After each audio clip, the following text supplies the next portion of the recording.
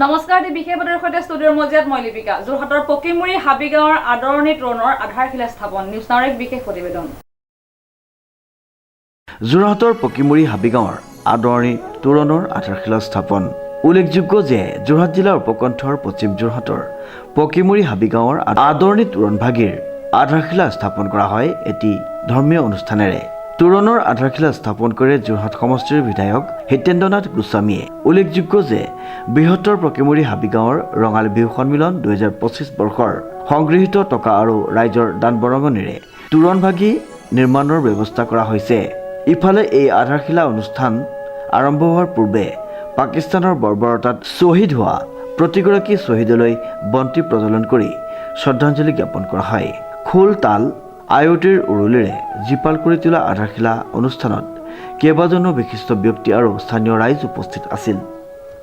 এই গাঁওখনৰ এক বনিল ইতিহাস আছে আপোনালোকক আমি সগৌৰৱে এটা কথা ক'ব বিচাৰোঁ যে 1988 চনৰ প্ৰবল বানপানীত যোৰহাটৰ বিভিন্ন প্ৰান্তৰ মানুহ গৃহহীন হোৱাৰ পাছত সেই সময়ৰ কেইজনমান ব্যক্তিৰ নেতৃত্বত চন্দ্ৰধৰ বৰুৱা পৰিয়ালৰ মাটিত আমি দখল কৰি এই মাটিত গাঁও প্ৰতিষ্ঠা কৰিলোঁ আৰু যিজন প্ৰখ্যাত সাহিত্যিক অসমৰে নহয় ভাৰতবৰ্ষত সকলোৱে প্ৰচলিত সেই মহান ব্যক্তিগৰাকীৰ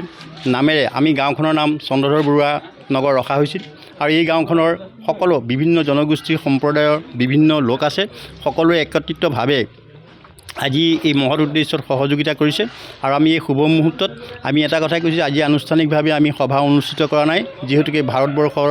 আৰু পাকিস্তানৰ যি যুদ্ধ হৈ আছে এই যুদ্ধত যিসকল বীৰ শ্বহীদ আমাৰ ভৱিষ্যতৰ কাৰণে আমাৰ মাজৰ পৰা চিৰদিনৰ কাৰণে আঁতৰি গুচি গ'ল তেখেতলোকৰ স্মৃতিৰ বাবে আমি আনুষ্ঠানিকভাৱে সভা অনুষ্ঠিত কৰা নাই আৰু তেখেতলোকক এই শুভ মুহূৰ্তত তেওঁলোকৰ আত্মা আৰু তেখেতলোকৰ পৰিয়ালবৰ্গলৈ আমি সমবেদনা জ্ঞাপন কৰিছোঁ আৰু আমি ভাবিছোঁ যে ভাৰতবৰ্ষৰ মাননীয় প্ৰধানমন্ত্ৰী ডাঙৰীয়াৰ দক্ষ স্থিতিত পাকিস্তানৰ লগত যি সংগ্ৰাম চলিছে সেই সংগ্ৰামত ভাৰতীয় সৈনিকসকলে ভাৰতৰ মান মৰ্যাদা প্ৰতিষ্ঠা কৰিবলৈ সক্ষম হ'ব পুনৰবাৰ মই আপোনালোক ধন্যবাদ জনাই যোগ্য দিন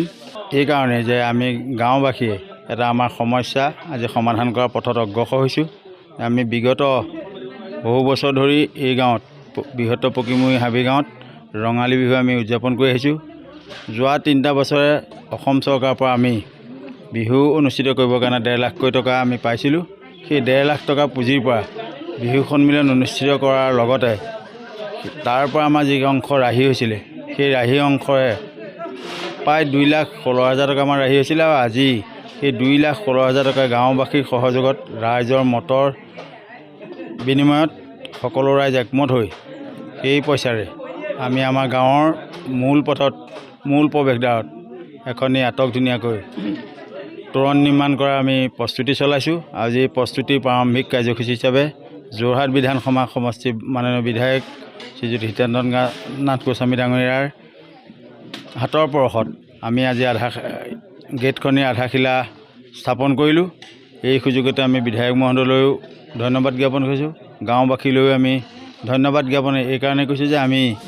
আমি যি কথা ভাবিছোঁ গাঁওবাসীয়ে সম্পূৰ্ণ আমাৰ লগত সহায় সহযোগিতা কৰিছে তাৰ বাবে আমি গাঁৱৰ সকলো বৃদ্ধ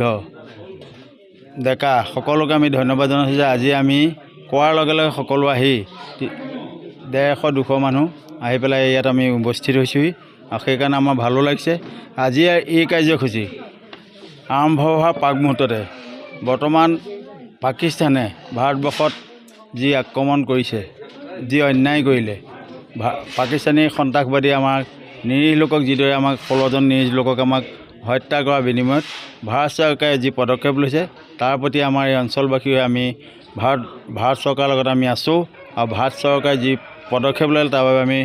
ভাৰত চৰকাৰক ধন্যবাদ জনাইছোঁ আৰু যিসকল বীৰ বীৰাংগনাই শ্বহীদ হ'ল আমাৰ বাবে আমাৰ দেশ